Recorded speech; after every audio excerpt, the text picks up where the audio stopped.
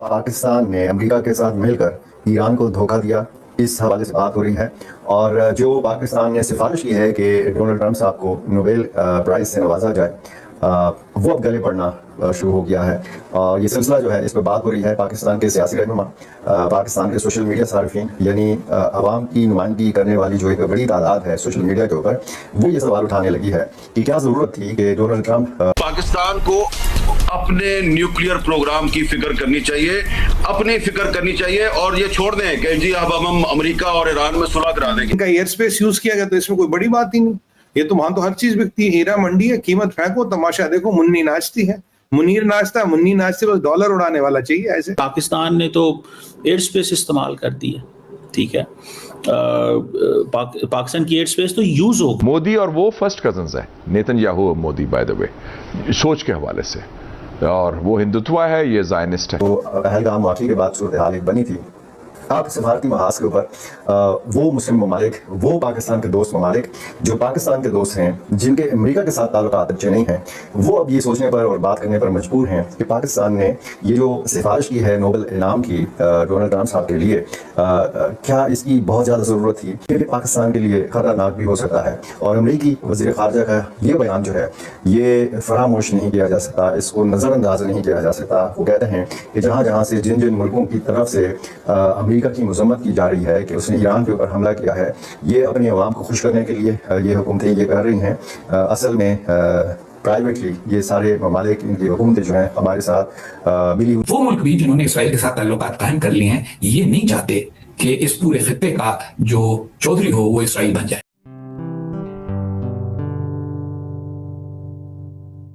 नमस्ते दोस्तों, जय हिंद। निक न्यूज़ बर्नर की रिएक्शन वीडियो में आप सभी का स्वागत है।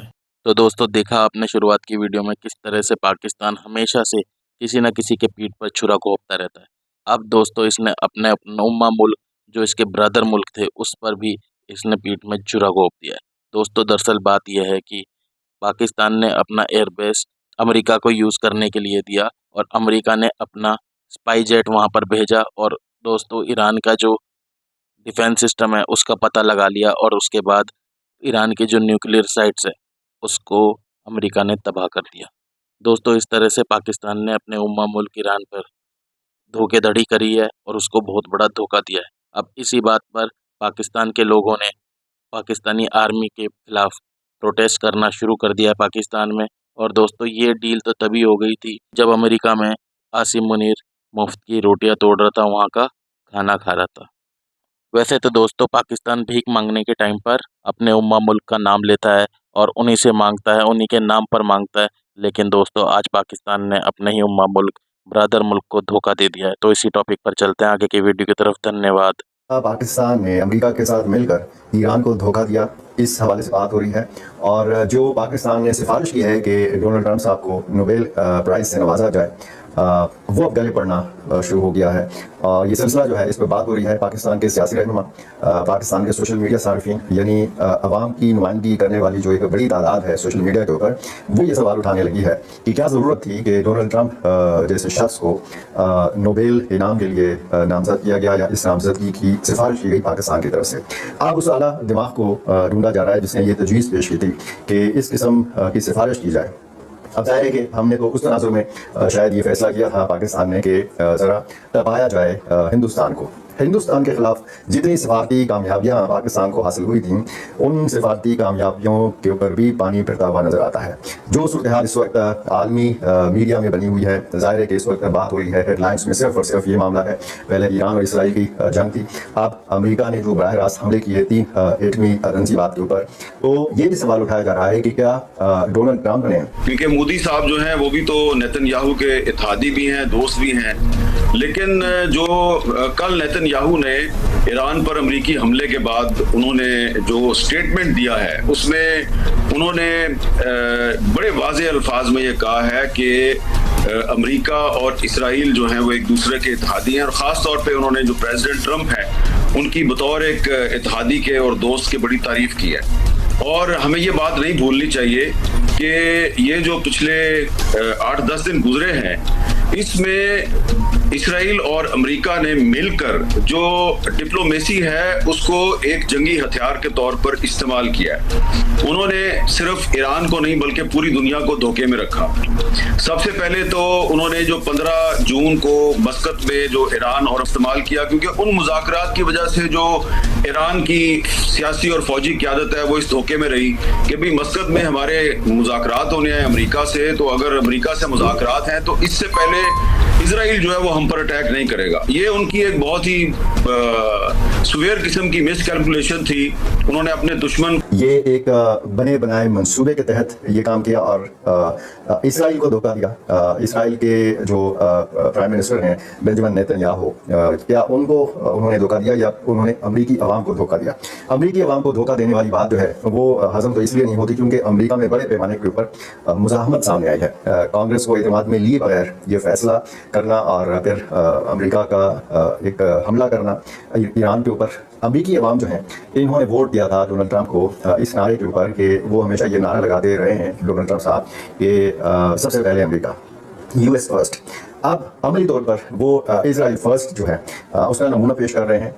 जैसे यहाँ पे हम गजा की सूरत हाल देखते हैं, इसराइल की हर तरह की सपोर्ट की अमेरिका ने, और फिर अमेरिकी अवाम ये पूछ रहे हैं कि क्या हमारा टैक्स का पैसा इसलिए है कि अमेरिका को एक जंग ख़त्म नहीं हुई होती और अमेरिकी फ़ौज को किसी दूसरी जंग में घसीट दिया जाता है। और ये सूरत हाल ज़ाहिर है कि जंग आसान नहीं होती, जंग में खरबों डॉलर लगते हैं, इसमें कीमती जानें ज़ाया होती हैं। अमेरिकी अफवाज की जानें जिस तरीके से हमने देखा इराक़ में, हमने देखा अफ़गानिस्तान के अंदर, इससे पहले बहुत सारे ममालिक के अंदर जिस तरीके से अमेरिका की एक तारीख रही है। ये जो आपको सामने डोनाल्ड ट्रंप नजर आते हैं ये एक चेहरा है, ये चेहरा बदलता है, एक इलेक्शन आता है, दूसरा इलेक्शन आता है, फिर ये चेहरे बदलते हैं। निज़ाम और पॉलिसी जो है वो एक ही है, अमेरिका का जो एक तर्ज अमल है वो एक ही है, इसकी पुरानी तारीख बताती है।